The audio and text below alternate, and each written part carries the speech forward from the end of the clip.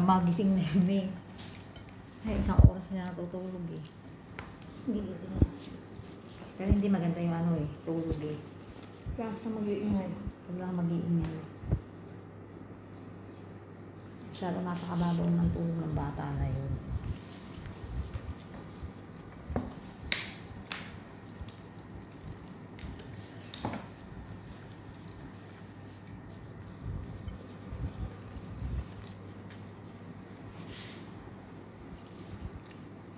Ang oras kaya sundo niya.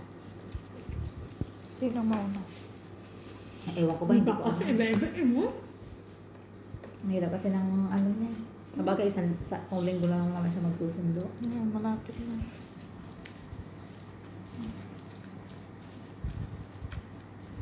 Ay ba nga, kung totoo nga. Pagkakatiwala niya, sila kaya niya.